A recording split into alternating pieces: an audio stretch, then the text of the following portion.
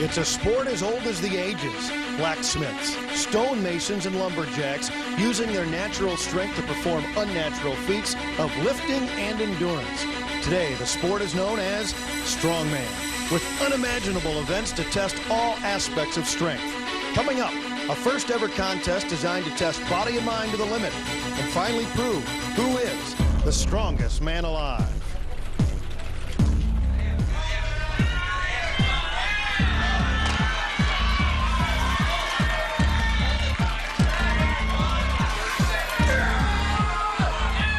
Welcome to the America's Center in St. Louis, Missouri for the Strongest Man Alive competition. Hi, everybody. I'm Bob Ramsey, alongside my partner and expert analyst, Ralph Williams. Now, Ralph, I know there are a lot of strong people out in the world. What does it take to be the strongest man alive? Well, Bob, what comes into mind is four key elements: athleticism, power, determination, and most importantly, a will to win. We're going to see a lot of that today. We're going to see some classic competitions. I want to talk about one that's very interesting called Mavrocks. Okay, the middleweights will take granite stones of two different weights and lift them from the floor and shoulder them for reps. And the heavyweights will take 6 different granite stones and lift them up on barriers for time. We call that the Circle of Pain. Another terrific event in our competition is the single arm press. Yes, Bob. The single arm press, each individual athlete will attempt to lift a dumbbell off the floor to the shoulder and over their head. And for the heavyweights, that means as much as 210 pounds. And of course, the classic test in the Strongest Man Alive competition, the arm over arm pull. Man, Bob, imagine pulling 2 Humvees over an 80-foot course while you're seated. Not only use your arms, use your back, your legs, use the whole total body. We're talking about 2 Humvees totaling 15,000 pounds. Well, the competition has begun. It's time to meet the athletes. Beginning with the middleweight division, we have William Wessels and Daniel James from Oklahoma, Juha Tukasari from Finland, and Mar Wallace, who's a logger out of Washington. Jason Sportsman from St. Louis and Bill Winschief out of College Station, Texas. Nathan Lasher and Michael Stokes are also Texas boys. Jerry Corliss and James McGlynn out of Charlotte, North Carolina. And moving to the heavyweight division, Joku Ahola from Finland, Philip Pfister out of West Virginia is a firefighter, Whit Baskin from Durant, Oklahoma, Grant McReynolds from Canada, it's Brian Neese and Patrick Rankin from St. Louis, Missouri. Vi Mafuli is an aerospace engineer, and Johan Rolofsa is from South Africa. And rounding out the division, Ed Brose from Canada and Jeff Matty, the bouncer from Casper, Wyoming. And we pick it up with our Mavrocks competition. It's Michael Stokes leading things off out of Houston, Texas. He's in the law enforcement business. 3-time National Armed Forces powerlifting champion. Now, with the Mavrocks, on our right, a 170-pound stone, and on our left, a 210-pound stone. Ralph, how do we play the game? Hey, these middleweights have to grab the rock with the technique, like a gripping, crushing technique, and shoulder the rock for each rep. And then alternately go back to the other rock and lift it the same way. The one on the right, the one that Michael's lifting now, 170 pounds, and he moves over and picks up the 210-pounder. Right. What kind of techniques are important to be successful here? Hey, you must have a tremendous back strength, leg strength, and be able to shoulder the rock, as you can see, at the top of his shoulder. And you got to be able to crush this rock with your grip, a crushing grip. 6th rep as he gets it up to his shoulder.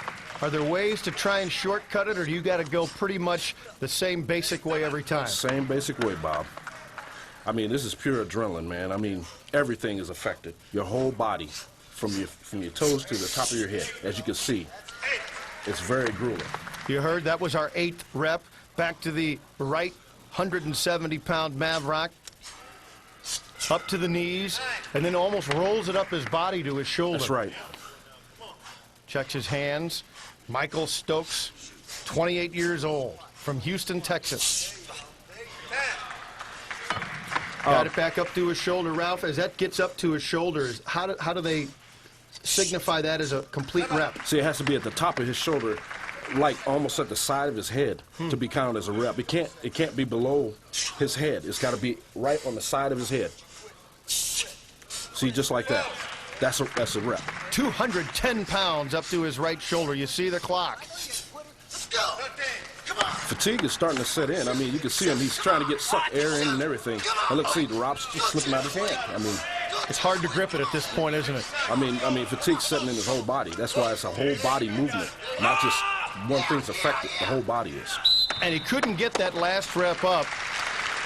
13 total reps for Michael Stokes in the Mavrocks competition. Well done. Our next middleweight competitor, James McGlynn out of Charlotte, North Carolina. And right away, I see a difference, Ralph. He's going to the left shoulder. That's right. I mean, you can use either shoulder. It doesn't matter. How do you develop a technique to decide which is your best shoulder? Well, it depends on which shoulder that the individual athlete is comfortable with. So it's just a matter of comfort and ease of technique. That's right, because in this kind of lifting, it's more repetitions. You got to play with these things. You just can't go in the gym and say, well, I can lift this and that. I have to be able to lift these stones by practicing lifting these stones. 35-year-old James McGlynn with 2 stones, by the way, the only pair of hand-carved granite lifting stones in existence. James McGlynn picking up the 210-pounder. That's the one on the left. The one on the right, 170 pounds. James McGlynn, a Harley-Davidson technician. So he fixes Harleys, lifts stones, involved in the strongest man alive competition. A little bit of testosterone in his life. Oh, yeah, definitely. A man's man with the 210-pounder. How is he feeling right now? We can see it's starting to become a struggle. That's right. The fatigue starts to set in with each rep. James is the 1997 Senior National Powerlifting Champion. 35 years old. Time running out. He is tied with Michael Stokes with 13 reps. He backs off, Ralph, trying to oxygenate those muscles. One more rep, and he moves ahead of Michael Stokes. You see the clock. Can he get it? The 35-year-old Harley-Davidson technician. And it doesn't appear it's going to happen for James McGlynn. He finishes with 13 reps. Bob, imagine you lifting a rock at the same weight as you are. I don't think I can, but Bill Windschief can. He is the Texas State powerlifting champion. Our next competitor, 25 years old. He manages a gym. Plenty of opportunity to work out, but I don't care how much you work out. As I already pointed out, Ralph, nobody's got lifting stones like these two. They're the only ones in the world, and this is a unique competition, and it is brutal. You can see even in the early reps that Bill Windschief is struggling to get him up, but he stays with it. The stamina that you must have has got to be incredible. That's right, man. You just got to manhandle these things. You can't play with them. I mean, you go in there timid, you won't lift that rock. On the right, the 170-pound lifting stone. Child's play, right? Yeah, Then you move over to the one on the left, Ralph. 210 pounds. Unbelievable. Unbelievable. You got to have an unbelievable strength and stamina to lift these rocks. Windschief is 210 pounds. He's trying to beat 13 reps. Both Michael Stokes and James McGlynn each have 13. You see the clock, under a minute left in this stage of the competition. He's got 10. You can see Windschief's technique, almost a clean to the waist and then try and jerk up to his shoulder, but at the same time almost rolling it up his chest. That's right. His fatigue's starting to set in. I mean, he's kind of pausing a little bit, trying to suck some air in. Trying to get some oxygen to those fatigued muscles. He just tied it. 13. Does Windschief have any more left? He's only got 13 seconds. Can this be number 14? Windschief got it up. Can he beat it by 2? He is the leader. 5 seconds left. Can he get it up? Yes! 15 total reps by Bill Windschief out of College Station, Texas. He is the new leader. And William Wessels is our next middleweight competitor in the Mavrocks competition from the America Center in St. Louis, Missouri. William is a hometown guy from suburban Bridgeton, 210-pounder. He's 35 years old, elementary school teacher. The world powerlifting champion. He holds the world record in bench press in his weight class. This is a completely different technique, however. Yeah, that's right. You know what, Bob? There's something need to be said about Willie. Willie squats a little over 1,000 pounds for his weight. No, he does. Yes, he does. 1,000 pounds. That's unbelievable. A half a ton? Yes. William Wessel squats a half a ton. He's an elementary school teacher. I can't imagine he has any problem with discipline. As you can see, he's just manhandling those rocks, man. I mean, just going through them. He's at 9 reps, and he's still got about 1:05 left to try and take the lead. William Wins Chief has 15 reps as the leader, but Willie Wessels is rolling. Now he's pausing just a bit. Yeah, the fatigue's starting to set in again. I mean, he's got to get that oxygen to those muscles so he can continue to these reps. There's the 210-pound stone on our left. On the right, the 170-pound stone. Trying for his 13th rep. Puts him tied for second place. He needs 2 more reps in 30 seconds. Something else needs to be said about stone lifting. This is also endurance, well as just power. William Wessels is tied. Does he have the strength to take the lead? Going for the lead. Oh, he's going to have to stop. William Wessels trying to take the lead, trying to get a 16th rep. You see the clock. Can he get it to his shoulder? Yes, it's a clean rep. And William Wessels has the lead. 16 reps. We have 2 competitors left in the middleweight division. Mar Wallace out of Tacoma, Washington. He's 28 years old, 202 pounds. He is a logger by profession, and he begins with the 170-pound Mavrock and moves to the 210. Lean and quick as he brings them up to his left shoulder. Bob, this is unbelievable. This guy is not only an unbelievable lifter in Highland Games, this guy is an accomplished actor. A Shakespearean actor. He says he wants to go to Hollywood. There's no acting going on here. You can't fool the Mavrocks. No, you can't play with this stuff, and you can't act. You got to lift this stuff and manhandle it. And what's more important, I think, he is here competing for the children of war, the lost children, the impoverished victims of war, and he is really dedicated to competing for that cause. That's right. I mean, that's his drive. He's competing for these kids. I mean, what an accomplishment, what a drive to do this. This young man, Mar Wallace, is on his 11th rep, and he is showing no signs of fatigue at this point. No, he's not showing these mercy to these rocks at all. He's just manhandling and lifting them. 13. 14 reps, and he is cranking through them. 15, 1 to tie the leader. He is tied for the lead with 16. Where will it end? 17, a little slower moving him up now for Mar Wallace. Now a struggle. Can he get 18? Yes. Right, the fatigue is starting to set in, Bob. Can he get a 19th to his shoulder? Trying for 20 reps. The 210-pounder, much heavier, 40 pounds heavier. Struggling, he falls back. Oh, my God. I think that might have dropped on his leg. Mar Wallace is down. No, a thumbs up. How about this guy from Tacoma, Washington? Mar Wallace still has time, still trying for his 20th. Can he get it to his shoulder for a 20th rep? Trying, and there was time. He will not get the 20th rep.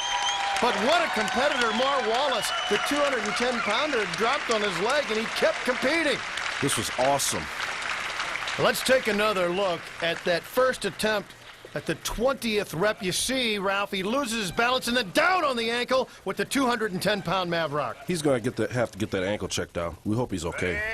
We'll keep you posted on Mar Wallace's right ankle. This is Juha Tukasari from Finland.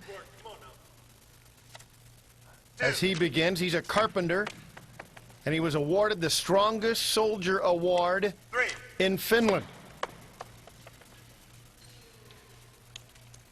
4. As he works it up to his shoulder, he's got the last chance to try and beat Mar Wallace. He is our last middleweight competitor. 19 reps was set by Mar Wallace. He couldn't get the 20th up. Tukasari will try and beat that 19 rep goal. As you can see, he's going to war on these stones. I mean, he's just constantly just manhandling them. Great leg strength. Oh, yeah. I bet he does a lot of deadlifts and a lot of full squats for this kind of strength. He's 22 years old, 5'11", 210 pounds. Man, this guy looks like he's carved out of granite. Absolutely. 1 minute. 170-pound stone, a minute left to try and catch. Goes down for the 210-pounder. That's the Mavrock, the hand-carved granite stone on the left. Wow, he doesn't go all the way down with his legs at full bend. He kind of keeps them bent halfway and then picks up the stones. Look at it. 14. Really yanking him up off the ground to his waist instead of going down to him. There's 15. 4 more to tie. That takes a lot of back strength to be able to manhandle that rock, almost like a bent over rope. 17. There's your 17th rep. 2 more to tie. 15 seconds. 18. To his shoulder. 1 more to tie Mar Wallace. You know what? It seemed like he got a second wind. It seemed like he was in a groove. Then he kind of paused a little bit, and then he just took off. He just started flying again. 20 reps, and the new leader as time runs out. Juha Tukasari from Finland. The 22-year-old carpenter. 20 reps as he yanked the 210-pound stone to his right shoulder, and he is ranked #1 in our Mavrocks middleweights.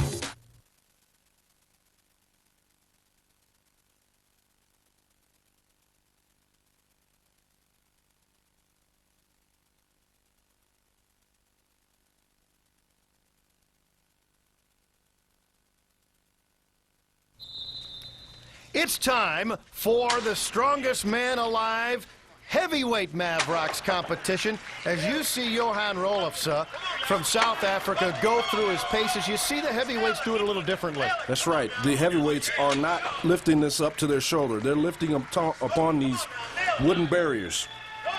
And we have stones of 170, 210, 240, 260, 310, and a 365-pounder. So we're not talking about reps. We're talking about getting all 6 stones on top of the barriers, and whoever can do it the quickest is our champion. As you can see, as they get progressively heavier, it is progressively tougher. That 365-pounder is the largest and heaviest lifting stone in the world. Our competition continues with Whit Baskin from Durant, Oklahoma. He's 21 years old, 275 pounds. He flips the 170-pounder up there with ease. He tosses the 210. Now he's at the 240 and suddenly understands the meaning of the phrase circle of pain. Now to the 260-pound Mavrock, to his waist and up. Now he goes for the 310 Whit Baskin for the 310-pounder. He's a college student trying to lift. This is 310 pounds to his knees. Can he get it to his waist? 310 pounds. Can he get it to the barrier? To the edge. Underneath. He got his hands under. Can he get it over the edge? Yes.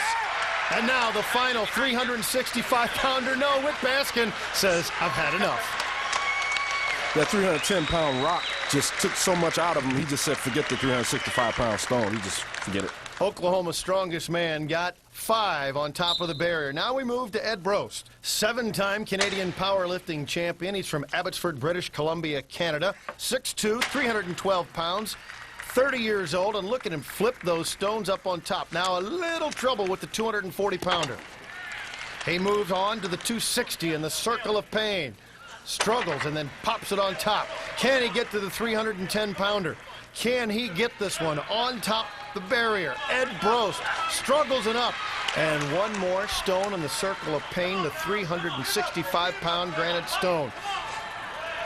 And Ed Brost says 365 is too much on this day.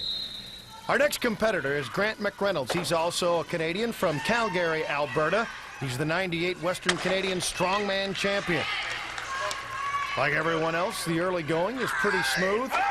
He's a geophysicist and strength coach. Well done, Grant McReynolds.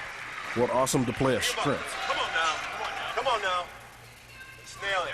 Takes his time and battles it up. The circle of pain. This is pure adrenaline. Look at him. He's just getting psyched up so he can get that rock. Use the platform. Come on. Show me. Let's pause. Let's go again. Grant McReynolds says, let me catch my breath. Oxygen back into the muscles. For the big boy, 365 pounds. Come on. Hands on it. Grant McReynolds out of Calgary, Alberta. Too much for today. Grant McReynolds says 365 was too much. Our next heavyweight is Philip Pfister out of Charleston, West Virginia. He's a firefighter, and the first 2 stones go easily on top of the barrier. A lot of psyching up, mind over matter, isn't it? Oh, yeah. I mean, as you can see, Phil's kind of using a war cry in a sense to get him psyched up in his mind to go ahead and lift these stones. I mean, he's just going through them, not letting it defeat him. See, it's him against these stones. Now he's to the big boy, 365 pounds. If he can get this to the top, it'll be the first time ever. 27-year-old Philip Pfister, 365-pound lifting stone. No one's ever gotten it to the top of the barrier. Yeah, Bob, he's trying to get his technique right so he can just crush this with his grip, with his chest and his arms, so he can lift it up on top of this barrier. Look at him psych up. I've got 1 minute. Take your time. He knows he's got a minute. Get some air. Yeah, he's trying to get his mind together. He's asking the 365-pounder for a little help. Here we go. Get down under it. There you go. Crushing it with his grip. The firefighter from West Virginia, off the ground, to his knees. 365-pound stone. He's focused. Bring it up. There you go. Come on now. Over the top. Yes, we got it. Philip Pfister. He got all 6. He got the 365-pounder to the top. How about that? Awesome display of strength here, Bob. Look at this. War cry and all. It's so heavy, he had to do it in stages. And finally, Jouko Ahola from Finland, our final heavyweight competitor. He's a professional strongman, 1997 world's strongest man. 1, 2, 3 to the top. Number 4 with ease. Number 5's 310 pounds with ease.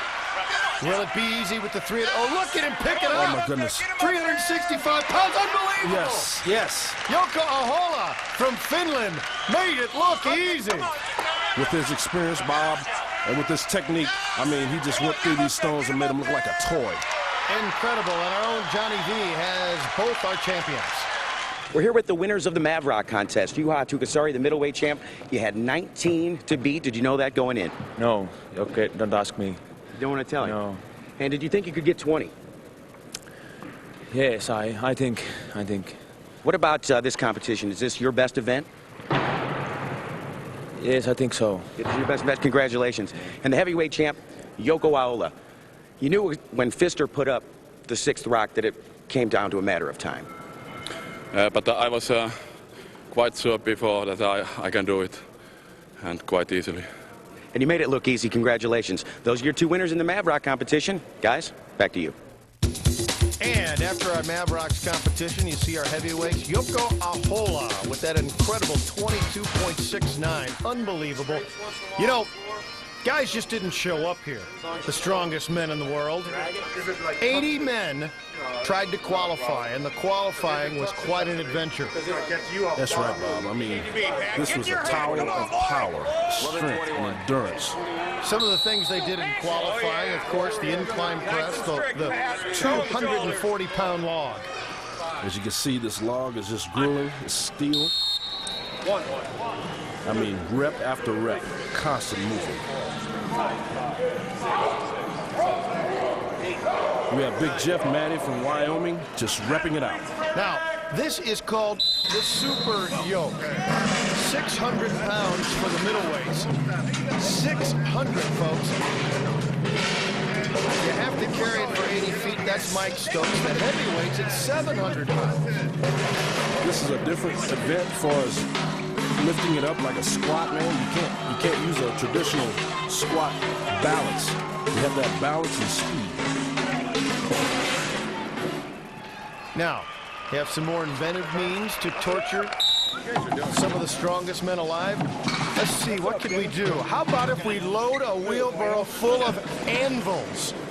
That's exactly what we're talking about. A wheelbarrow full of anvils.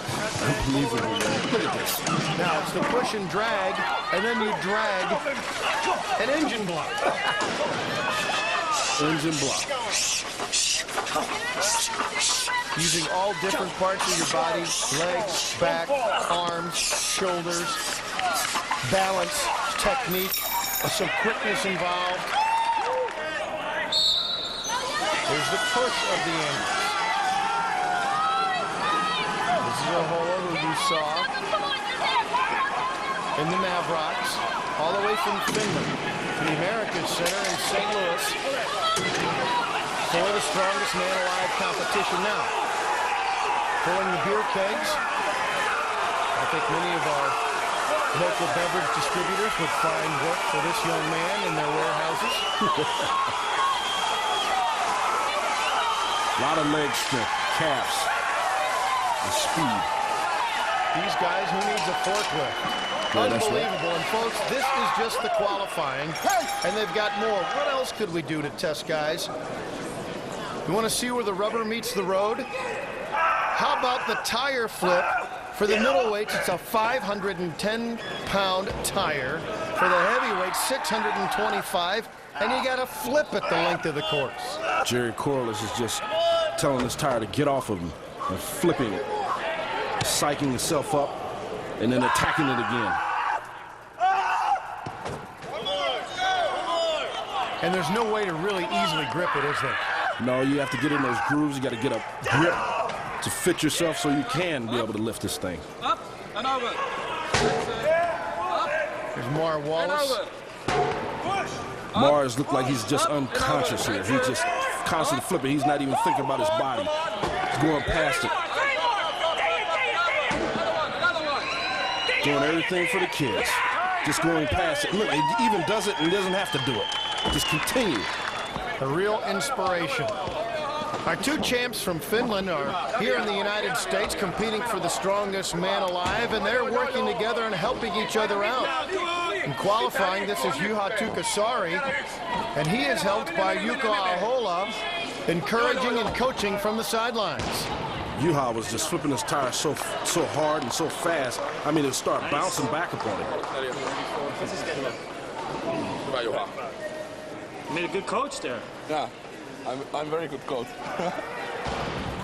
It's time to get back to the competition, the strongest man alive. And we move now to the one-arm press. Ralph, tell us about the technique and what it takes to be successful in the one-arm press. Each athlete gets to use a lifting strap because this particular event is very stressful on your wrist and your hands. And this weight can slip out of your hands when you try to press it over your head. So we start here, for example, at 100 pounds, and then you keep climbing in weight. That's right, Bob. This lift, you can only use one arm, and you can almost kind of curl it up, but you can use your body, but you can't use that opposite arm. Let's take a look at highlights from our middleweight competition. This is Mar Wallace. You remember him from the Mavrocks competition. He's got a broken ankle. Yes, indeed, the 210-pound Mavrock broke his ankle, and he's still competing. There he is at 110 pounds. It turns out Wallace did not place in the event. And this is Willie Wessels from suburban St. Louis, trying at 130 pounds in the one-arm press. Willie looks like he has a brace on his left arm. He uses his left arm this time instead of a right. And he just presses it through the roof. Now, this is 140. The strain is there, but the strength is not. He tied for fifth. Jason Sportsman, also from St. Louis, at 130. Here he is. Nice job. Ties for fifth. Michael Stokes from Houston, Texas, at 130. Little second effort there. That's right. At 130, also in a fifth-place tie. James McGlynn from Charlotte, North Carolina. He was successful at 140. How about that? He didn't use too much legs in that one. He just kind of pressed it with his shoulder. And McGlynn took a shot at 150. Daniel James, our college student from Oklahoma, at 150. He's going to try and talk it up. How did he save that from not tearing his arm off? Well, he brought it back quickly back to his shoulder.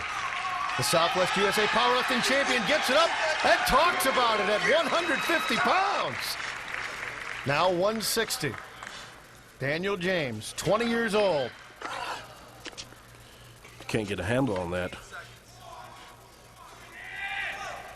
One arm, trying 160 pounds. To the shoulder, but not up. And now, Bill Winchief, College Station, Texas. Bob Bill looks like he just gets mad at this weight here. He just presses it through the roof. Tremendous. Now for 150. Here we go again. Look at him. He's just pounding the weight in the mat before he even picks it up. Beating up the weights. 150. Yes, he locked it out. Oh, my goodness. He's so mad at the weight, he broke it. The event organizers say, you break it, you buy it. And he didn't get a chance at 160. No, he couldn't get 160 up, and Johnny V talked to him. Bill at 150, another piece of cake? It wasn't a piece of cake, no. But it was their final attempt is where it counts. Because some of these guys are really great competitors. And I got to hang in there. You broke the weights. Were you mad at them? Yes. It's me against the weights. And finally, Nathan Lasher from Arlington, Texas. He's getting mad at the weights as well. At 150, the Texas State powerlifting champion. 150 is up. Yes, he got the lock out there. And now at 160. 160 would win the competition. The Metroplex strongman champ Nathan Lasher, 24-year-old personal trainer. Checking his knee out a little bit. Lock It's out. up! 160 pounds. And our one-arm power lift champ, Nathan Lasher. You just keep going and going and going. That was a blessing from upstairs right there. Higher than I could have ever expected. Ever expected. I just want to thank all these fans. They're great. And all the other competitors. Excellent. Thanks. Nathan Lasher wins the event, but Bill Winchief takes over the overall lead. Now let's check in with the heavyweights for the one-arm press. Jeff Maddie. Here we have Jeff Maddie. He's got a 175-pound dumbbell. He explodes off the floor up to the shoulder and presses it over his head. Incredible amount of strength. Jeff Maddie, the bouncer from Wyoming. Making it look easy.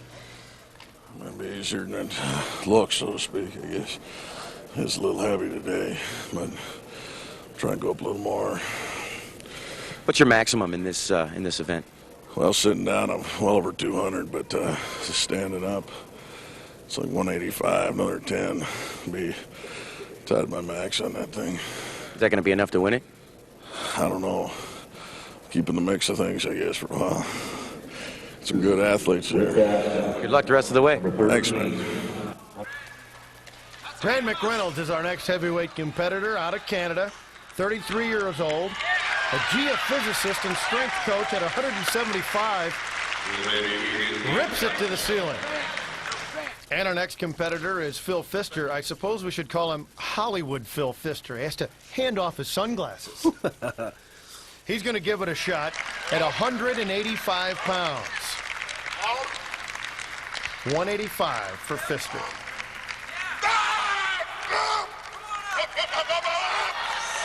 Lost a little balance, regained it, and up! 185 pounds. Well done, Phil Pfister. And, of course, retake the sunglasses. Now at 195. minus the shades. Can he get it up to 195 to his shoulder? He must press it up and lock it out with that arm. For the lockout at 195, and he can't do it. A little bit too much for him. Pfister, a heck of an attempt. Ed Brost from Canada. Successful at 185. Look at him lock it out. With He did ease. that with some real smooth technique. Now, Brost looks at 195, an incredible amount of weight. Can he get it to the top? 195 pounds? Locks it out. Yes! The first man to get up the 195 in our competition, and then a shot at 210. That's an incredible thought, much less weight. That's an unbelievable amount of weight. 210 pounds over your head with one arm. Brost gets his grip set. Concentration. Feet spread for a good base. Oh, and he lost his balance and center of gravity when he got it to his shoulder, but he'll get another chance at 210. And at 210, we have to stop.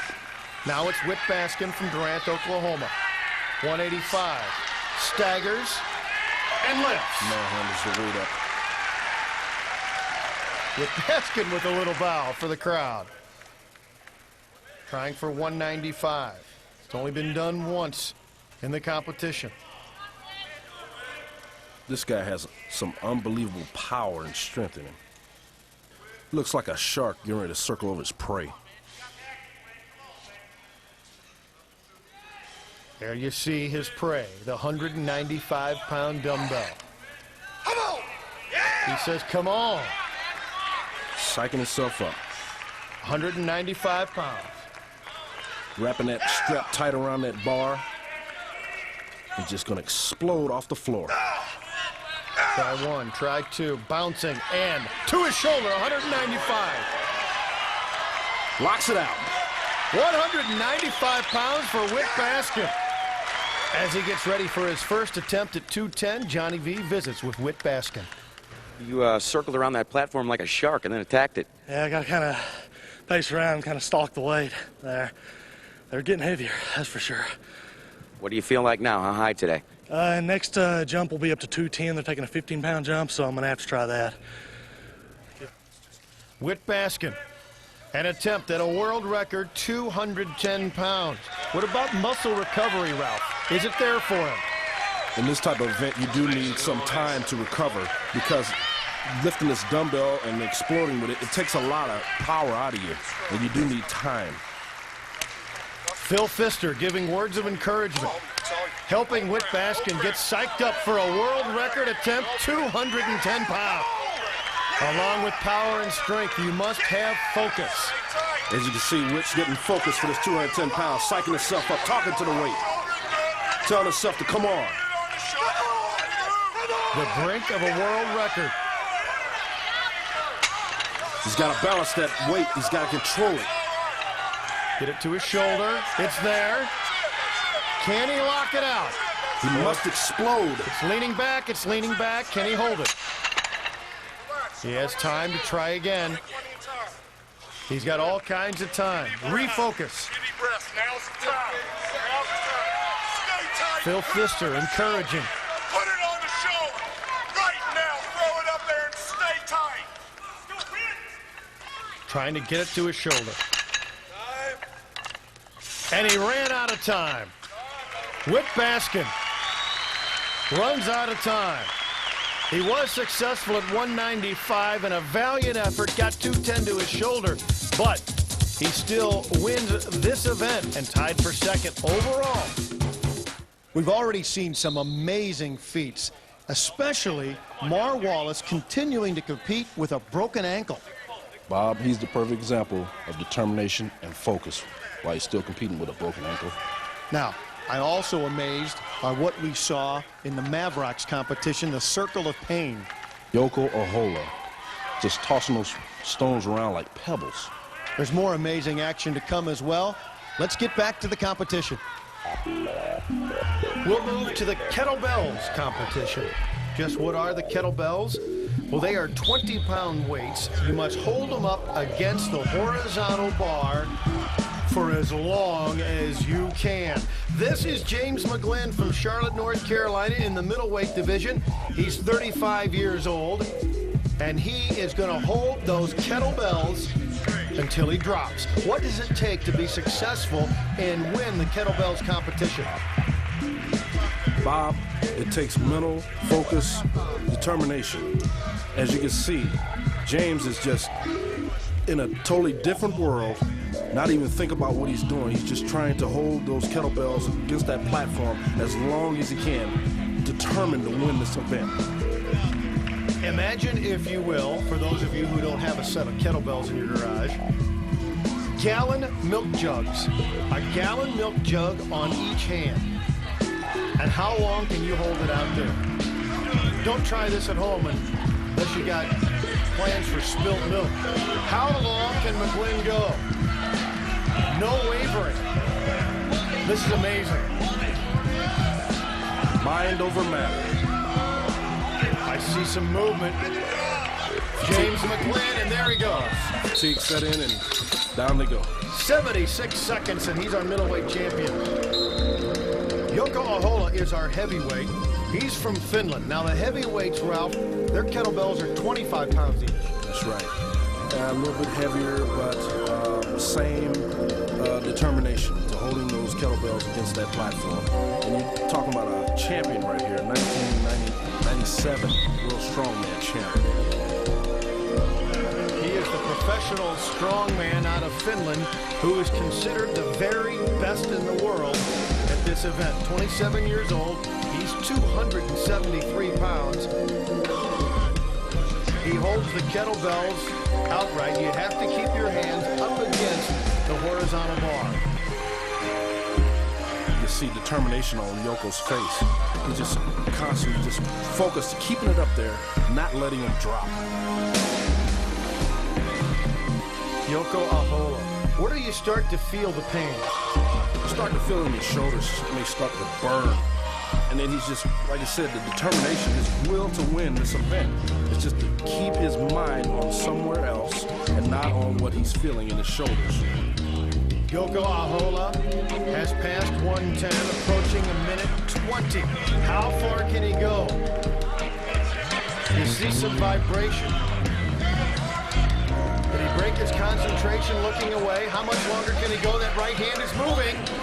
How long can he hold it?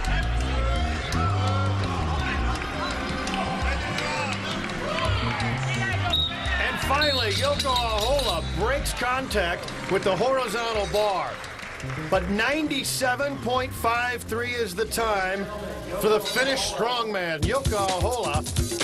And here are the kettlebells middleweights results. McGlynn the winner, but Bill Winchef is still leading overall. And for the heavyweights, it's Ahola winning the event, but Pfister still leads. We're here with the winners of the kettlebell hold. James, it's kind of a psychological test, isn't it? It sure is. You got to try and take yourself somewhere else. So think of something you might be like to do and get away from this, because after a while, it just hits you like a brick wall. You just want to drop it. So if you think of something else, it helps out. When you stepped to the platform, did you know the time to beat? Right. I knew it was like 1:11, and it's hard. They're shouting out the times at every 10 seconds, but like you say, you try and take yourself somewhere else. Once I got about 50 seconds, you said, then I knew I had it. You know, I had to do it, what I had to do. So was that an advantage for you to be the last competitor? I think it's always an advantage to be the last. Next one, I'm first, so they get a shot at me then after that. Congratulations. Thanks. Jouko's second event win of the day. How'd you go into it? I knew before that what was the best time, but Phil's time was unbelievable. It was very difficult. Congratulations again, and good luck the rest of the way. Okay, thank you. Let's move to the arm-over-arm vehicle pull. What we have for the heavyweights, 2 Humvees totaling 15,000 pounds, and you have to pull them over an 80-foot course. This is Vi Mafuli, the aerospace engineer from suburban St. Louis. He's a native of Samoa. The 1997 super heavyweight world powerlifting champion. Ralph, what does it take in this event? Bob, imagine yourself as a human tow truck pulling 2 Humvees of 15,000 pounds, just reeling it in with a rope. Well, I would save on his AAA bill. There is Mafuli's wife, Jackie, the little one looking on as he has to pull the 2 Humvees, 15,000 pounds worth, 80 feet. Bob, in this event, your legs, your back, and your arms got to work together. I mean, they have to be simultaneously in one accord to pull these 2 Humvees to the finish. You see the clock. I mean, this is a grueling competition. Sometimes you hear strongmen yell to get themselves psyched up. Sometimes I think we're hearing screams of agony. Man, this is a very agonizing event. And there is the time for Vai Mafuli. He did not pull the Humvees the full 80 feet. He got him moving, but couldn't get him to the finish line. 74.6 feet as his wife and daughter look on. Now, from South Africa, Johan Rolofse.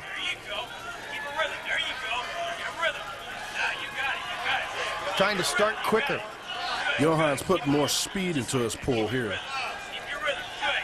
Earlier, we had a chance to meet with the top South African strongman. Probably must be a bit crazy to do this, but actually it's setting new personal goals for yourself. It's like maybe in one competition you'll be able to pick up a heavy object, and in the next competition you may be to add some weight onto that specific event. And it's like improving yourself all the time.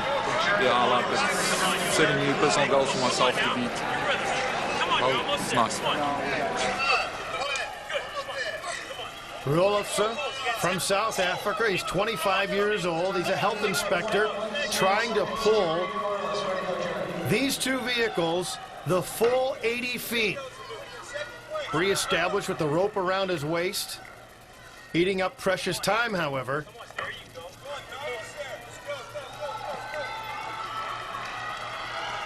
Yeah, there's no rules on how you do it as long as you get those Humvees to the finish line. I mean, some fatigue is set in and he's just like at his last end, but he's determined to finish. And there he does finish the full 80 feet in 77.92 seconds for Johan Rolofse, the top South African strongman.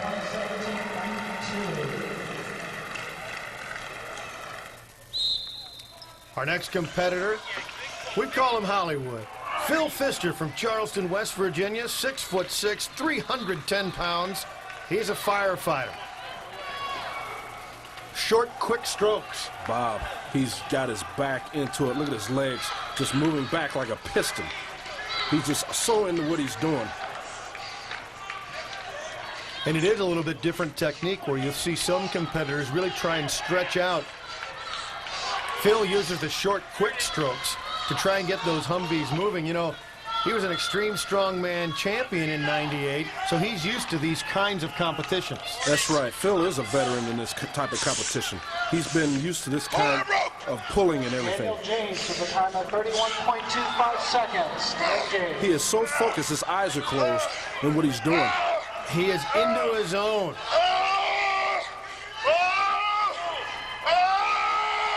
Trying to scare the Humvees the final feet of the 80-foot distance. He got it. He got him there, 80 feet. 80 feet on the Humvees in 65.5 seconds for Phil Pfister, the West Virginia firefighter. Phil has to be the tallest competitor here, and his height helped him with a 6'6" frame.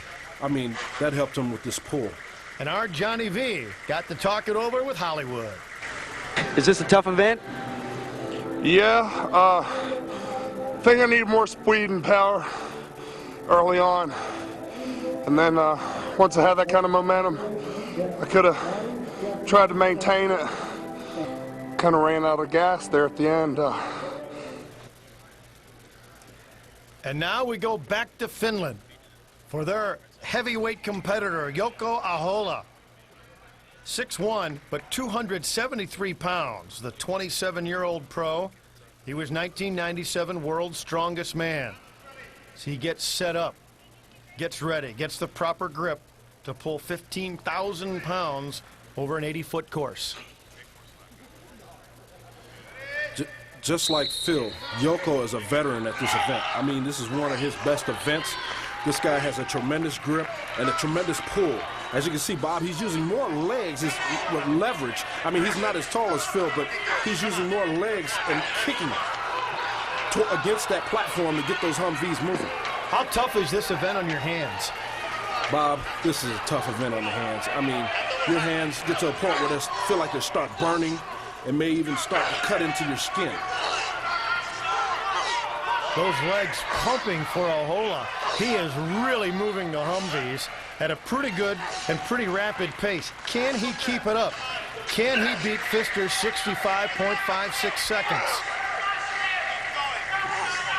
The pull's getting a bit slower now, but still keeping the Humvees on the move. Yeah, a bit of fatigue is starting to set in. And he made it at 80 feet. He finished the course 53.09 seconds, but Phil Pfister still has the overall lead. Third event win today. Yes, but one bad event. I was 8th place, and now I have still now I am still second place overall. 53 seconds in this event. No one else even came close to that. Yes, it's a good event, grip event, and you need a lot of back power. Now we go to the middleweights. This is Mar Wallace, and unbelievably, we have a competitor out here where you have to use your legs. Mar Wallace, the lumberjack, working with a broken ankle. Bob, this guy is just tremendous. I mean, he's a logger, he has a broken ankle, and look at this, he's pulling relentlessly, just pulling this Humvee like there is no tomorrow. And he is getting some terrific movement. Big pull, big pull, big pull. And he gets it across. Mar Wallace gets it across in 33.13 seconds. He's going so fast there for a while, I thought he might have to dive out of the way. He was really getting that Hummer moving. That's right. Our next competitor is Juha Tukasari. He is our other Finnish entrant. He is in the middleweight class, of course, at age 22, a carpenter. We told you earlier he was the strongest soldier in Finland, pulling one Humvee, and he is getting a pretty nice pace going early. Well, he's at war with this Humvee, and he's just manhandling that rope. With that grip and that back strength, with the legs just pumping, he's just manhandling this thing. Only a few more feet to go, and look at that clock, and he did it. And there's our winner, Tukasari at 29.19, and amazingly, Mar Wallace with a broken ankle finishes third. Juha Tukasari, the winner of the Humvee pole, 29 seconds, an incredible time. Yeah, it's good time. I don't believe that I win, but I win.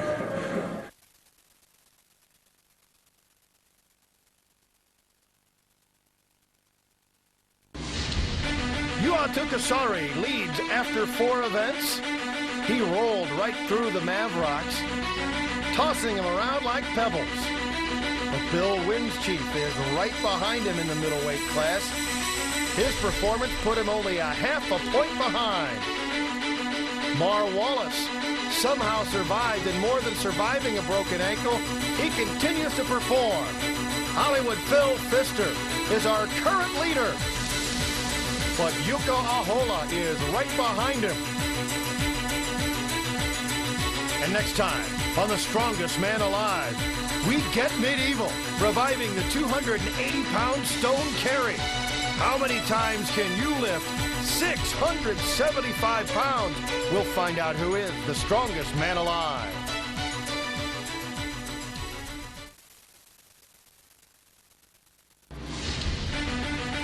The strong men are here in St. Louis.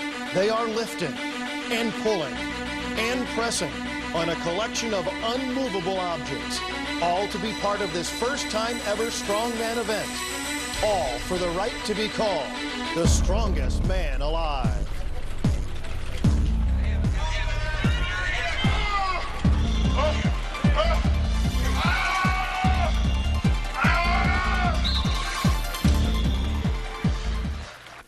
Welcome to the America Center in St. Louis, Missouri for the Strongest Man Alive competition. Hi, everybody. I'm Bob Ramsey alongside my partner, our expert analyst, Ralph Williams. Now, Ralph, we are going to see some amazing feats today in our competition. Bob, we got 20 athletes, 10 middleweights, 10 heavyweights, all vying for the Strongest Man Alive title. Now, we're also going to have some head-to-head competition like the bar pull. Bob, this is a tug of war where two competitors are literally going to rip each other apart. Also today, we're going to see the classic deadlift with reps competition. Bob, this is a great test of lower back strength. The middleweights are going to attempt to do 535 pounds for reps, and the heavyweights are going to attempt 675 pounds for reps. The competition's underway. Let's meet the athletes. Beginning with the middleweight division, we have William Wessels and Daniel James. James from Oklahoma, Juha Tukasaari from Finland, and Mar Wallace, who's a logger out of Washington.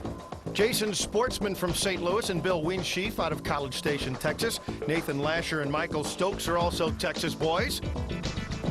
Jerry Corliss and James McGlynn out of Charlotte, North Carolina. And moving to the heavyweight division, Jouko Ahola from Finland, Philip Pfister out of West Virginia is a firefighter, Whit Baskin from Durant, Oklahoma, Grant McReynolds from Canada, it's Brian Neese and Patrick Rankin from St. Louis, Missouri. Vi Mafuli is an aerospace engineer, and Johan Rolofsa is from South Africa. And rounding out the division, Ed Brose from Canada and Jeff Matty, the bouncer from Casper, Wyoming. It's time now for our deadlift competition. We'll begin with our middleweights. We'll be going after 535 pounds. What are the keys to this competition? This competition is just straight powerlifting, deadlifts with your back, your legs, simultaneously just pulling this weight up off the floor for reps. So this would be considered one of the more traditional weightlifting events. Right. The platforms raise the weight off the floor a little bit, but it's still your traditional deadlifting. As you can see, he has to lock it out to be counted as a rep.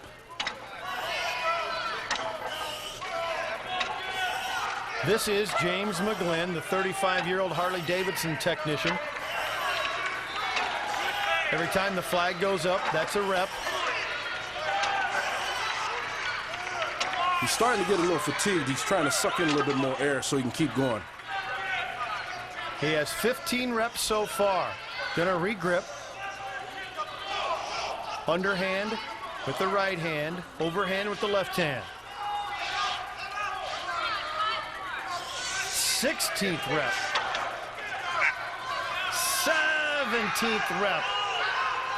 They give it to him, and that's it. 17 reps for James McGlynn. Well done. Our next middleweight competitor is Nathan Lasher. Firing up a little bit. Getting fired up, Lasher, the personal trainer. Yelling at the 535-pound deadlift bar. Getting ready to power up. Nathan here is using a double overhand grip instead of the conventional under and overhand grip. I prefer the under and overhand grip because it gives me a little bit more stability, but some guys, just like Nathan, can use a double overhand grip. Nathan's the Texas State powerlifting champion, trying to beat McGlynn's 17 reps and go as far as he can. There's number 12. 13, still pretty steady. 14. 15. Is he slowing down maybe a bit? 16. There's a pause. Got up 17. Can he get 18? Struggling to get 18th locked out. They got it. Can he get 19? Still the strain. Can't get 19. But 18 reps for Nathan Lasher, the personal trainer from Arlington, Texas. He looks like he's in a bit of pain walking off from the platform. Feeling every bit of it, isn't he? Yeah, oh yeah. His coach is trying to get the straps off of him and get his belt off him so he gets some air in him. Our next middleweight is Michael Stokes. He's from Texas as well. 28 years old. He's in law enforcement. He was a 3-time national Armed Forces powerlifting champ. Yeah, he's getting ready. He's locking those straps in, wrapping them around that bar, getting psyched up to do as many reps as he can. 18 reps, his top so far. Going real smooth there. Looks like a piston in a car engine. Good, smooth technique. Michael Stokes. So look at the intensity, Bob. Look at the veins coming out of his arms. I mean, this, you can tell this is really some tremendous heavy weight. There's his 16th lift, trying to get to 17. Can he get to 18 to Ty Lasher? A little wobbly, but he got 18. Can he take the lead? Trying to lock it out. Looking for 19 reps. 535 pounds. Can he lift it one more time for 20? Can he get the 20th rep? No. But what an effort from Michael Stokes. 28 years old out of Houston, Texas. He's in the lead with 19 reps. Well done. What a tremendous athlete. He's just going there. I mean, this guy is so intense, and you can tell. Very intense. Michael Stokes, what an effort. He is our leader with 19 reps on the deadlift. And now we move along to Bill Winschief, another Texas lifter out of College Station, Texas. Texas State power lifting champion. He's 25 years old. So he gets set. He knows he has to beat 19 to be the leader outright. Well, here he goes again. He's using an overhand grip. He's putting these straps on and making sure they're tight enough so when his hand grips that bar, they're one. And he can just continue to pull this up as many reps as he can do. Bill Winschief. He manages a gym in College Station, Texas, and he's ready. Has to beat Michael Stokes 19 reps to win the middleweight deadlift competition, and he is moving very well. It's almost like he's doing stiff leg deadlifts. He's not bending his legs all the way down. 13, 14, he's got to get 19, 15, 16, 17, 18, 19, still going, 20, 21, how far will he go? 22, 23 reps. How far will he go? 23 reps by Bill Winschief. What an amazing effort. The deadlift middleweights, Winschief with 23, and overall he's on top. Bill Winschief, the winner in the deadlift. When you stepped up to it, did you think in your head that 23 was the number? Were you thinking higher than that? No, I was thinking 20 because the record up to that point was 19. So I knew it needed at least 20 to get above that, and I just did a few more. Congratulations. Thanks a lot. I appreciate it. Now it's time for the big boys to get their shot, the heavyweights, and the deadlift goes up as well. 675 pounds. This is Phil Pfister. Here we go. We got Phil Pfister here. He's using a sumo-style technique with under an overhand grip to attempt to pull this weight out. When you use a sumo-style type of deadlift, this uses hips more than the back. Phil's kind of frustrated there. He kicks the bar. His hips may be worn out from the previous events that he had took part in.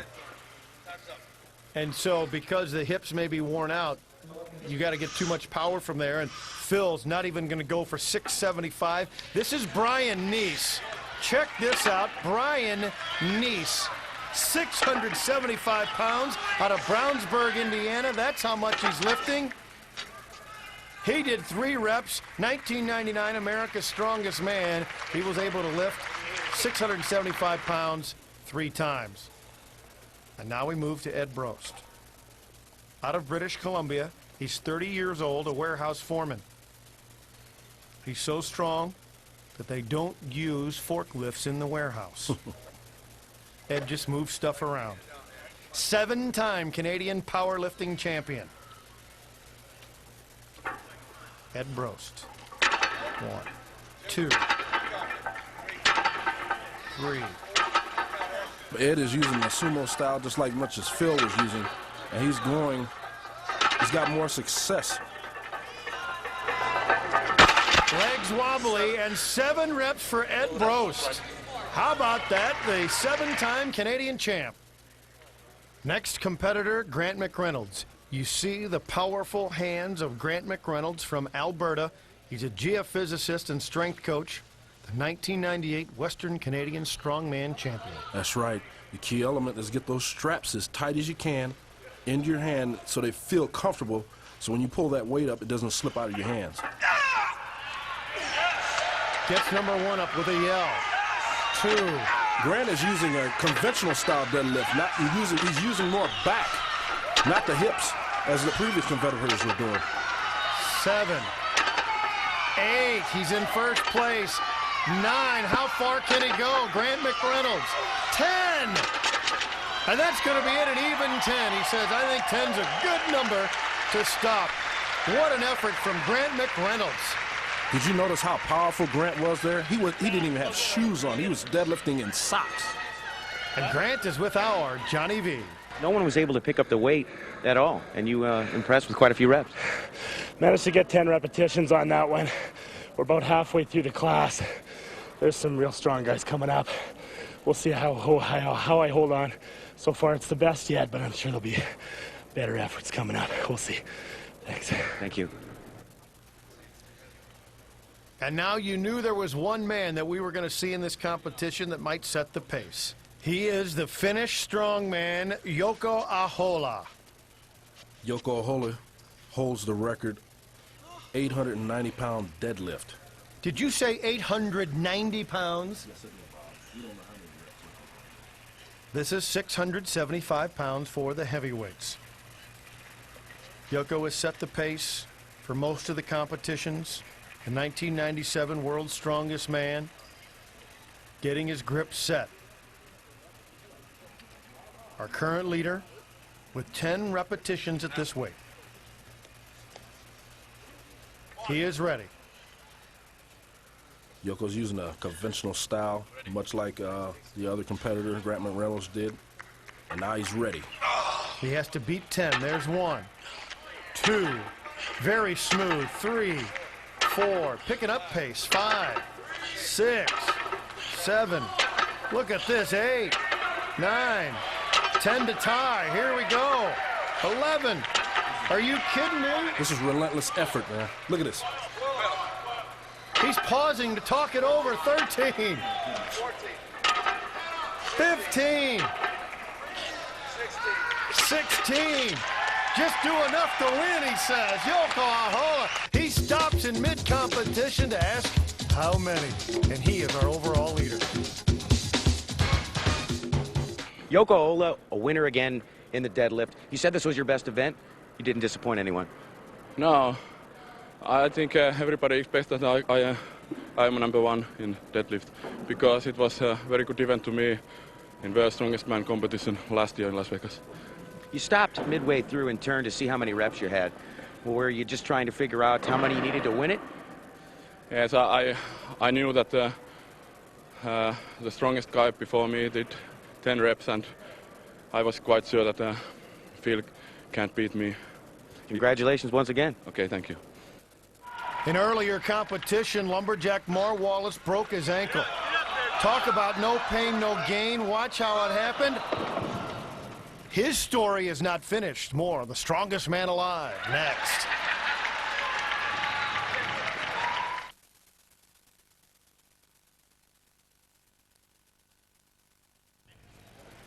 Welcome back to the America Center in St. Louis, Missouri for the Strongest Man Alive competition.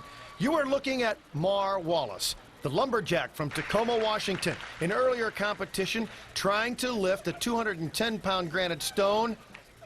He crushed his ankle. Most of us would be finished, but not Mar Wallace. He is ready for the harness pull. What is it that makes a man continue to compete in that kind of pain? This is for all the kids who are just the throwaway kids. And I know that they need somebody. And I've said, help me. help me in my little way, any way that I can to help these kids, because someone's got to do it, and I figure I might as well ante up and see what I got. And I fell back, and the 210 boulder from about 3 or 4 feet came crashing down right on the side of my ankle. And but right then, as soon as it hit, I see the kids, and it doesn't matter. It doesn't matter if it cut me off, you know, below the knee. I'm going to do my best because it's for them. The kids he's talking about are the children who are victims of war all over the world. And they're the ones that motivate him, and as he competes, he raises money for those victims all over the world.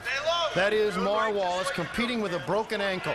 Now, these are 20-foot liftgate trucks. Each weighs 21,000 pounds, and these middleweights have to pull them on an 80-foot track. Mar is so determined. He's not giving up.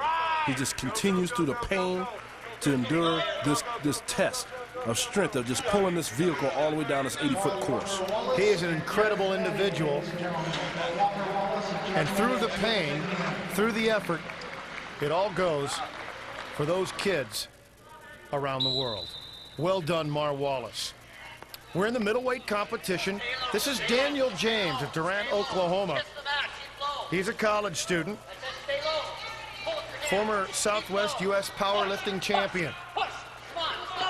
Short, quick steps. Yes, and you must stay low, Bob. Short, quick steps and staying low is the key to pulling these vehicles as fast as you can. Actually picking up some momentum, and he's going to complete the 80-foot track. Well done. He pretty much stayed on all fours all the way down the course, which is very good technique. Daniel James, terrific in 30.57 seconds, setting a very nice pace. We pick up the action with Jason Sportsman. He's a truck driver from St. Louis. I don't see any of his bosses pulling one of these. Well, I'm sure Jason has a lot of experience pulling trucks since he drives one. He probably goes and pulls his own truck. He's keeping low, almost keeping like on all fours so he can move this vehicle down the course. Top 10 world record holder in the squat. It appears he will compete the 80-foot course as well. And he does. Sportsman in 30.49 seconds.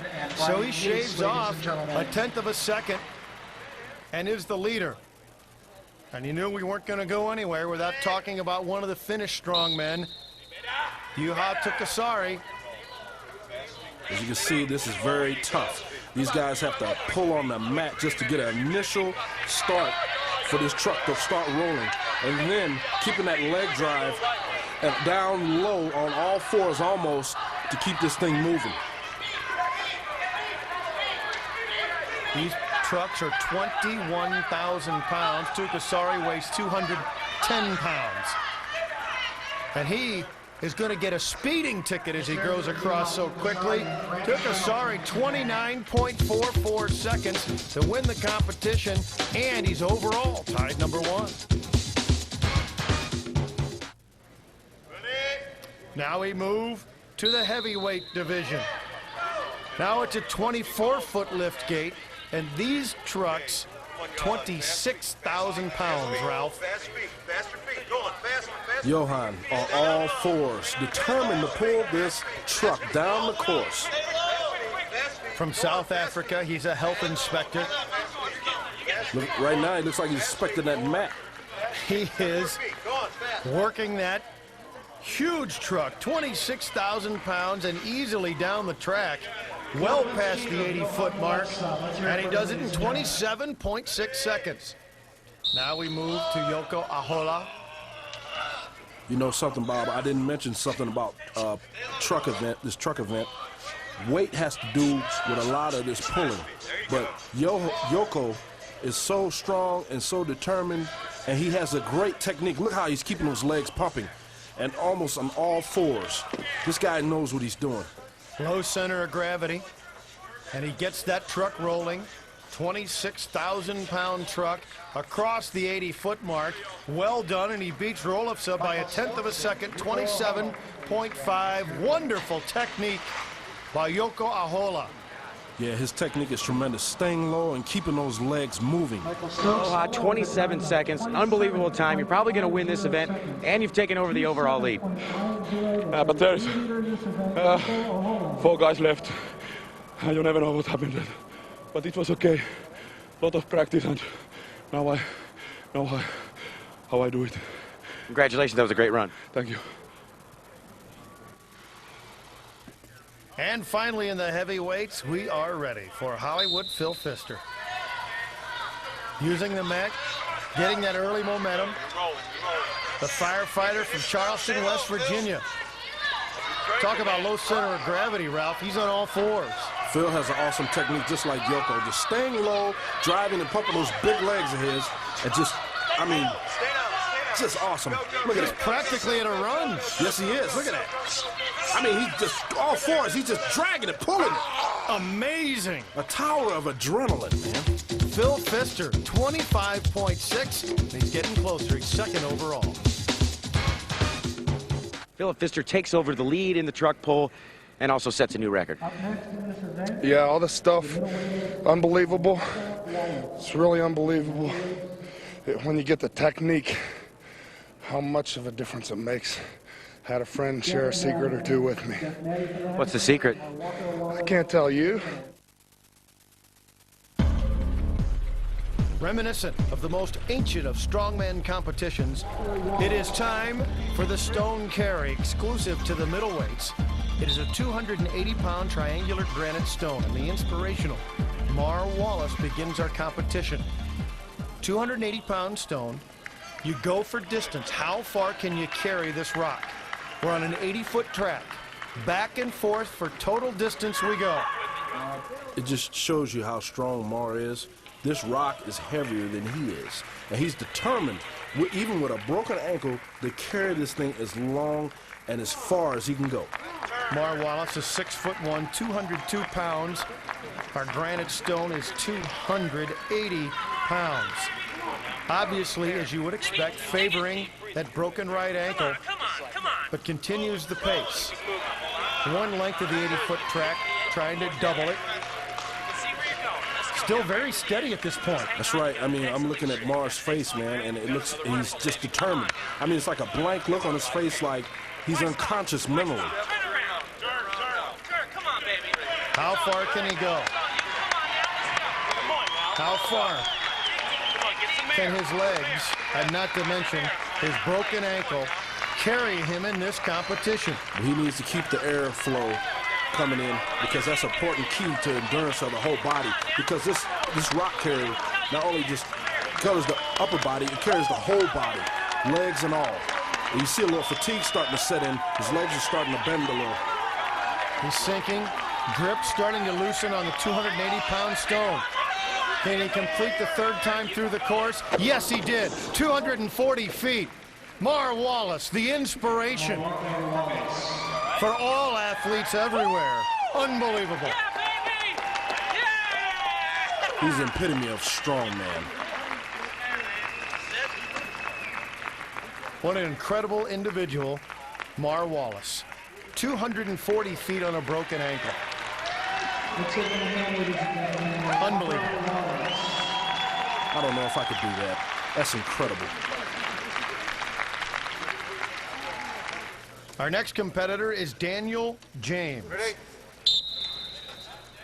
Out of Durant, Oklahoma. He's 20 years old. Daniel's got a higher grip on that rock. It's almost over his face, which could almost cause him not to get too much airflow, because you need your air coming in on this type of event. It's endurance as well as power and strength. And the higher you get that stone, 280 pounds, it throws your center of gravity off. I'm wondering if you have to worry about balance as well. That's right, and it's hard to breathe. I mean, you got to breathe if you're doing some event like this. However, despite our skepticism, Daniel James has completed the first trip down the runway easily and continuing a steady pace. Second trip down the 80-foot track. He's ready to turn and go again. Got an interlocking grip. That's right. He's going steady. If he gets to the end of the track one more time, he will tie Mar Wallace. If he turns and moves on, he'll be setting the pace.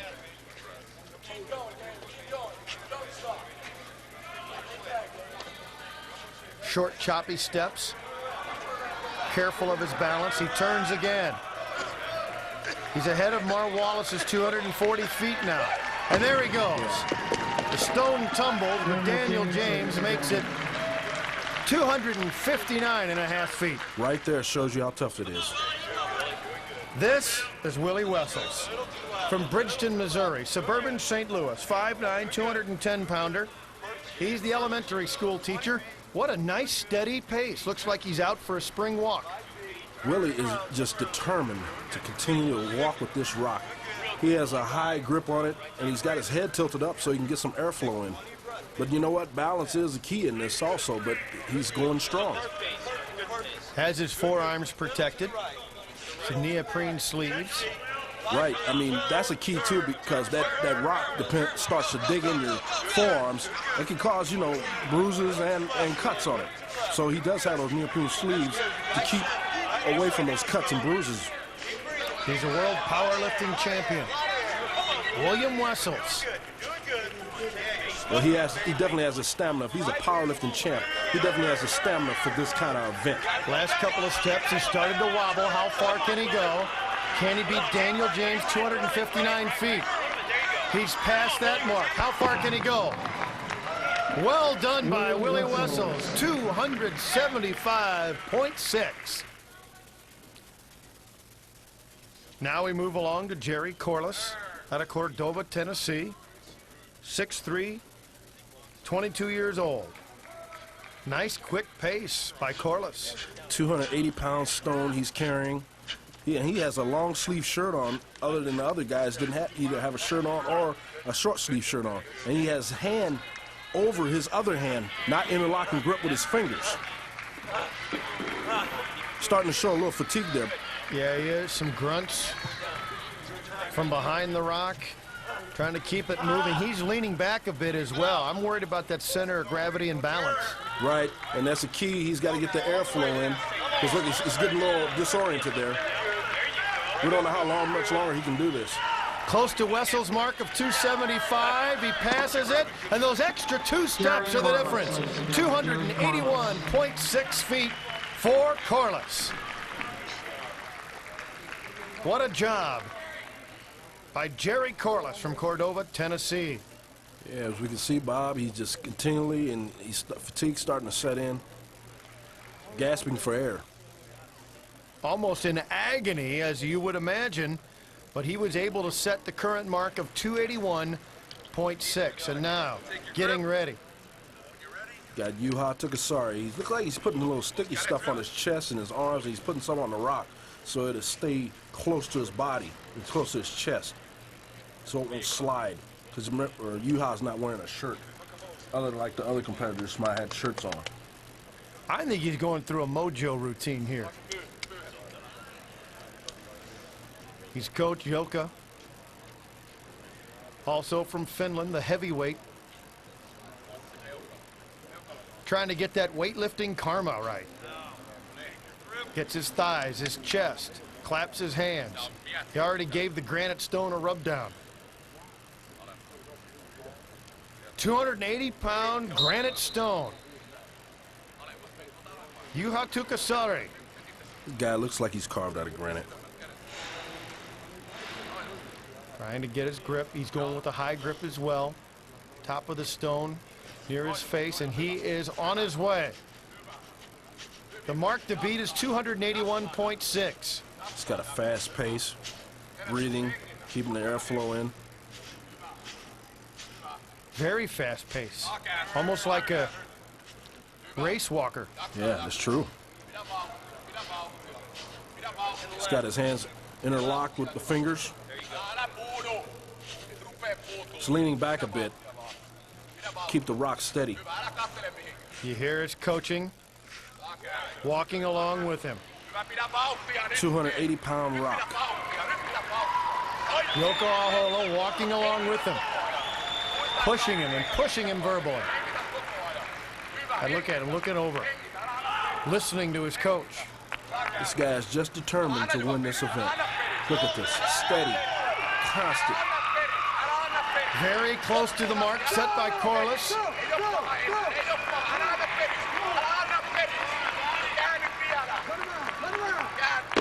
Unbelievable.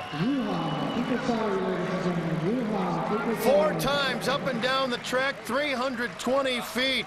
Juha Tuukkasaari. Bob right there tells the whole story how grueling this event is. He had to go down on his hands and knees and regain strength. Amazing. And Tuukkasaari is overall #1 as he wins the stone carry. And now it's mano a mano. The bar pull against opponent. This is the tug of war of speed, power, and strength all in one. You got to pull your opponent across or pull or rip the bar out of his hands to win. Oh my goodness. As you can see, that's power and that's speed all in one. For one man to be able to flip the other across, here's Mar Wallace. He's on your left. And Mike Stokes. They're middleweights. Mar Wallace on your left. We've already told you about his inspirational day, and he loses his grip. And there is another way. And look at the sportsmanship between these great competitors.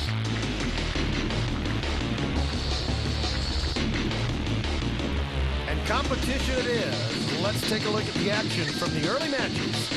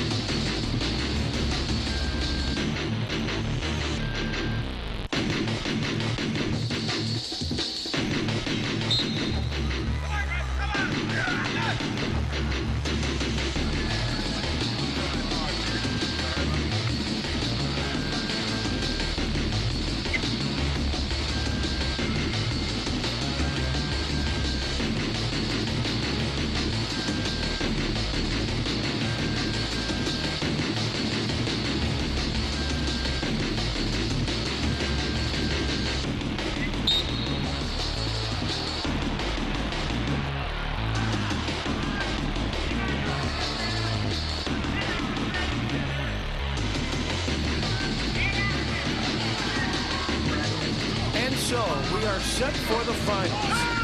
For the middleweights, Juha Tuukkasaari and Jason Sportsman. Tuukkasaari, the ultimate in concentration and focus, psyching himself up.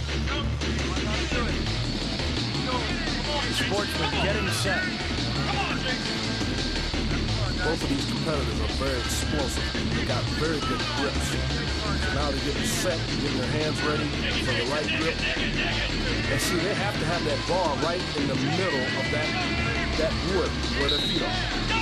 Sportsman pulling Tukasari, trying to pull him across, trying to get him to break that grip. Unbelievable. Like I said, Bob, these guys got very good grips. You can see that right here. Look at the strength and power in both of these athletes. Sportsman pulled him across about 8 inches, but Tukasari's not giving. You saw that left leg almost buckle. How long can Jason hold him that far? Tukasari hanging on, and now he's gaining the edge. How about that? Yes. What a comeback! What a comeback by Ulan Tukasari. I think Jason just ran out of gas. You can see it kind of lost his composure. He had the initial burst. Yeah. But Tukasari hung on, and now the heavyweight final. Yeah, this is going to be a very grueling one. McReynolds and Baskin. Both of these guys are very explosive. And they're going to try to beat each other and see which one gets to jump fastest. McReynolds on the left, Baskin on the right. And Grant McReynolds, quickly and decisively, the Canadian from Calgary beats Whit Baskin in the bar pool championship for the middleweights. Tukasari, #1 and #1 overall. When you move to the heavyweights, Grant McReynolds helps his cause, finishing first, but still in #1 is Ahola. Grant McReynolds, the winner in the bar pool. What's the strategy of this event? I believe the strategy in this one is to be highly explosive. As you've seen, Whit is very, very explosive in that one. I had him by probably, I would think, about 15, 20 pounds body weight. I knew he was going to explode on me right off the gate, so I countered. It worked out. Looked like before they blew the whistle, he had a couple false starts in there trying to line that up, so you had a little jockeying for position. Yeah, he was trying to get a little jump on me, but not today. Congratulations. Thanks. That's Grant McReynolds, and this is the trap bar hold. Ralph, what we have here is a couple of safes filled with lead, and you got to hold them for as long as you can. Can you imagine that, Bob, holding that for time? It's 450 pounds total for the middleweights. We're in the middleweight division. This is Windschief. What are the key techniques here? Well, first you got to get a good grip on that bar, then you have to almost deadlift it up, then just hold it. And that just puts the stress on your traps, your shoulders, and then you got to keep breathing.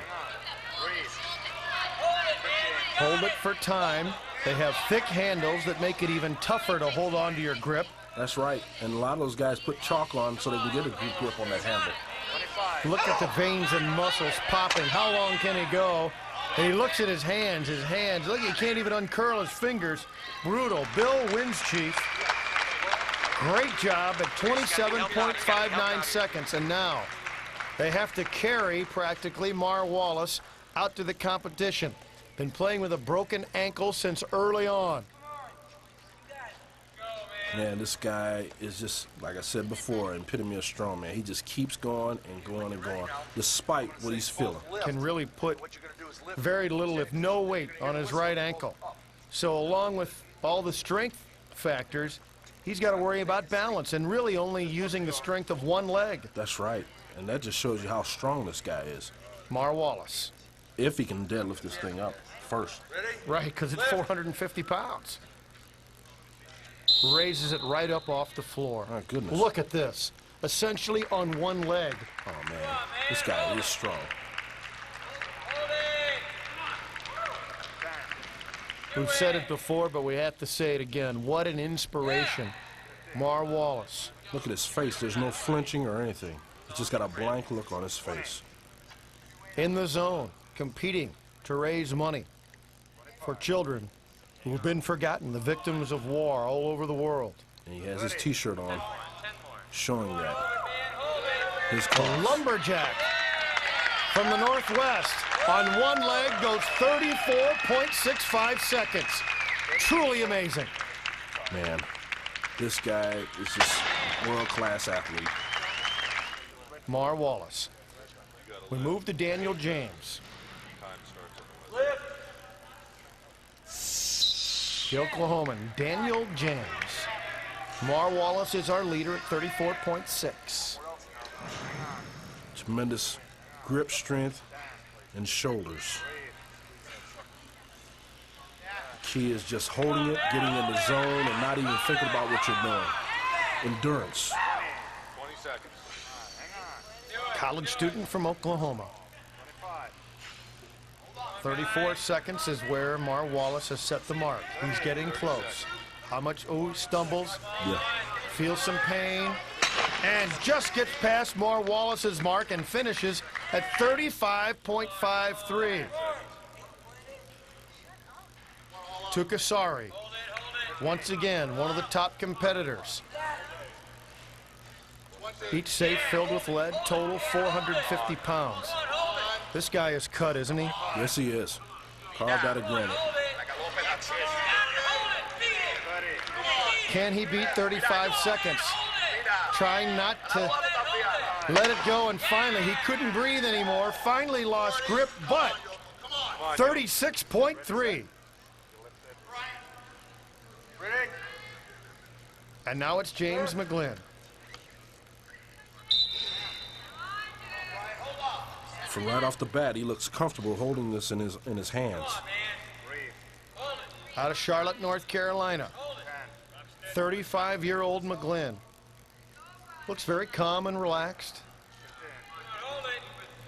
He's in that zone, isn't he? You know, we talked about the big grips. Right. The 5'9" McGlynn has pretty big hands. That's got to help him. Remember the last endurance event, the kettlebell hold, he won that.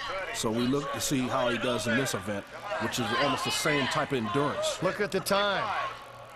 He's already your leader. How far can James McGlynn go? 40 seconds. He's just looking so comfortable. Steady as a rock.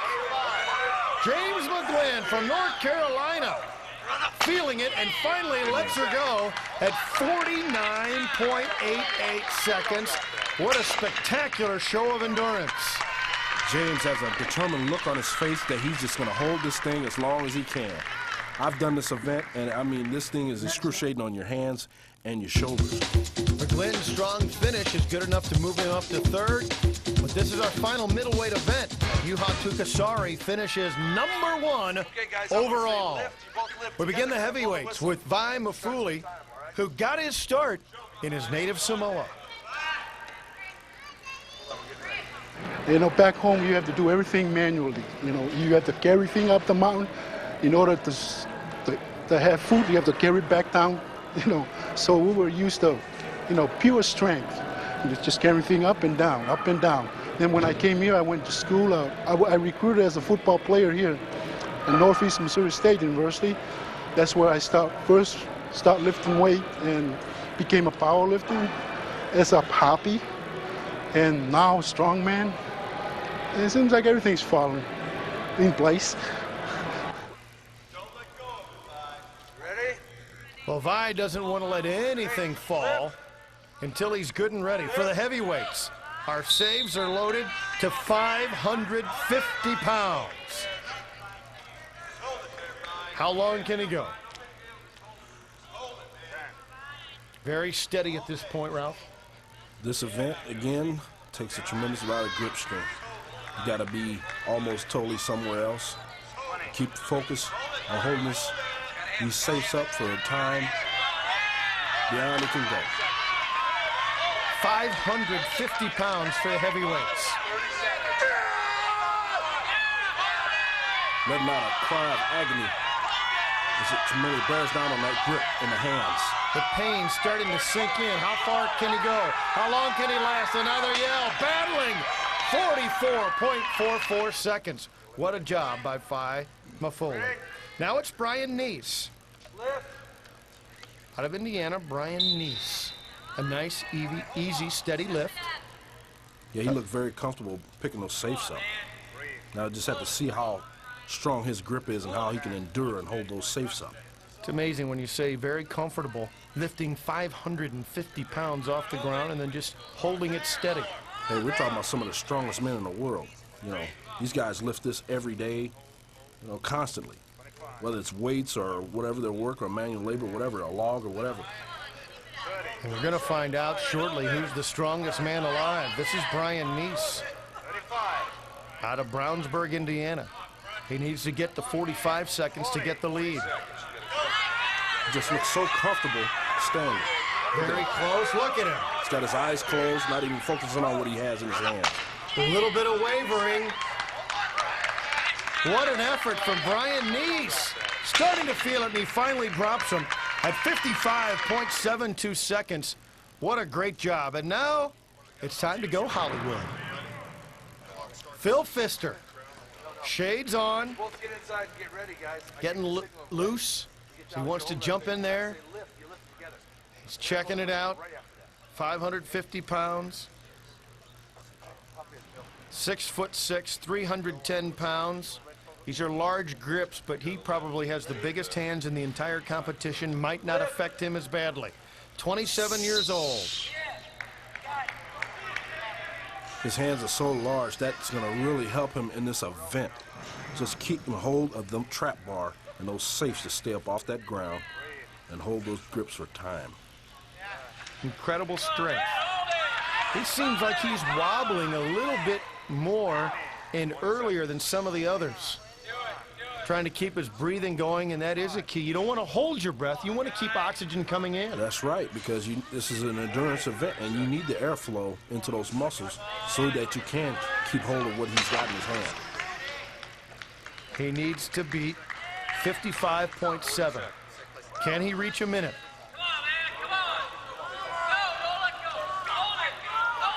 Can he reach a minute? Very close. Brian Neese was at 55.7. Phil Pfister beats it, approaching a minute. Look at this. Hollywood Phil Pfister is incredible. He's just enduring the pain. Look at him. Absolutely amazing. How long can he go? And finally, he drops at 74.75 seconds. Phil Pfister is absolutely amazing. And finally, Yoko Ahola. You knew it was going to come down to Ahola. That's right. He has been leading throughout the competition. The 27-year-old strongman from Finland. Can he ice the competition? Can he beat Phil Pfister's 74.7 seconds? A veteran at this grip events. It's going to be awesome, and we'll see what time he gets. 550 pounds. 2 saves filled with lead. In the heavyweight competition, he's been one of the key men to beat.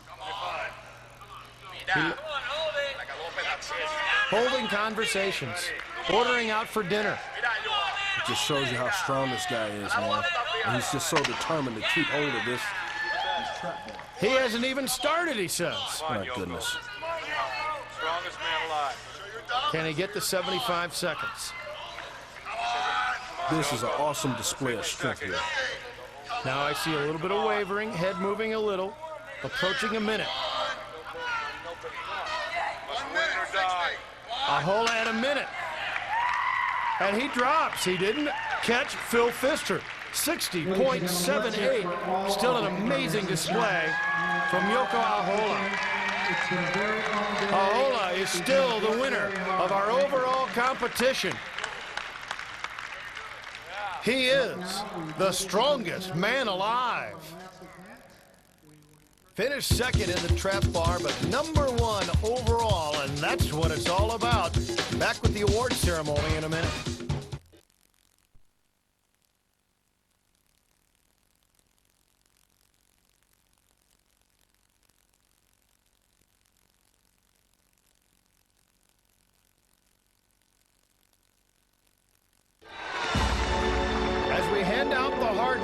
Strongest man alive competition. You saw inspirational Mar Wallace.